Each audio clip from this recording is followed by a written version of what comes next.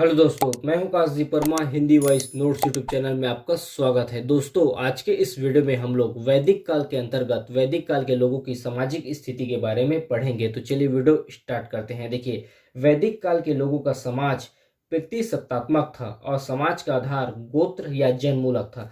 समाज की जो सबसे छोटी इकाई थी उसे कुल या परिवार कहा जाता था और इसके प्रधान को कुलप या गृहपति कहते थे। बहुत सारे कुल मिलकर एक ग्राम का निर्माण करते थे और ग्राम के प्रधान को ग्रामीणी कहा जाता था।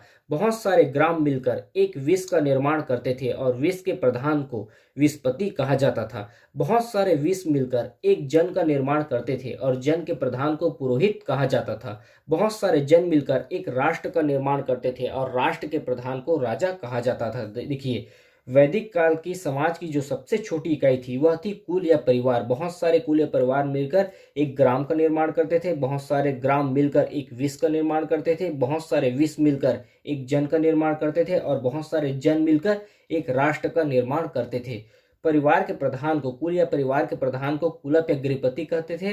ग्राम के प्रधान को ग्रामीण कहा जाता था। विष के प्रधान को विषपति कहा जाता था। जन के प्रधान को पुरोहित कहा जाता था और राष्ट्र के प्रधान को राजा कहा जाता था। ऋग्वेद में विष शब्द का प्रयोग 170 बार हुआ है और जन शब्द का प्रयोग 275 बार हुआ है। देखिए, ऋग्वेद में विष शब्द का प्रयोग जिसका प्रधान विषपति कहलाता था, इस शब्द का प्रयोग 170 बार हुआ है। और ऋग्वेद में जन शब्द का प्रयोग जिसका प्रधान पुरोहित होता था, इसका प्रयोग 275 बार हुआ है ऋग्वेद में। वैदिक काल में समाज 4 वर्णों में विभाजित था: ब्राह्मण, क्षत्रिय, वैश्य और शूद्र।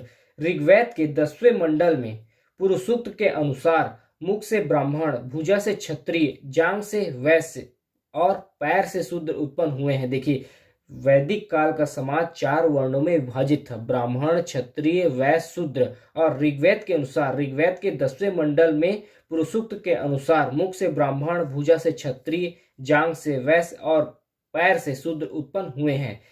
वैदिक काल में स्त्रियों को शिक्षा एवं सम्मान प्राप्त था और स्त्रियां पुरुषों के साथ यज्ञ में भाग लेती थी। देखिए, वैदिक काल में विधवा विवाह, दास प्रथा का प्रचलन था। वैदिक काल में विधवा विवाह और दास प्रथा का प्रचलन था, लेकिन दास प्रथा की स्थिति एकदम दयनीय नहीं थी। उस समय दासों के ऊपर उतना अत्याचार नहीं होता था जितना हम लोग आगे एशियन हिस्ट्री में पढ़ेंगे।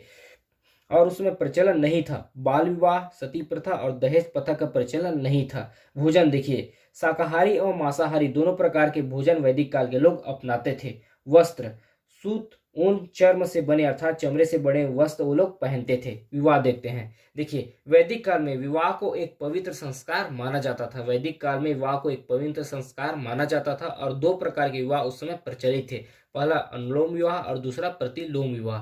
अनुलोम विवाह उच्च वर्ग का पुरुष और निम्न वर्ग की स्त्री। देखिए, अनुलोम विवाह के अंतर्गत उच्च वर्ग का पुरुष होता था और निम्न वर्ग की स्त्री होती थी। उसी प्रकार प्रतिलोम विवाह में उच्च वर्ग की स्त्री और निम्न वर्ग का पुरुष होता था। मृतकों को जलाया और दफनाया जाता था। देखिए, जलाया और कभी कभी दफनाया जाता था। तो इस पार्ट में हम लोगों ने वैदिक काल की सामाजिक स्थिति के बारे में पढ़ा। आने वाले पार्ट में हम लोग वैदिक काल की आर्थिक स्थिति के बारे में पढ़ेंगे। अभी के लिए इतना ही। धन्यवाद।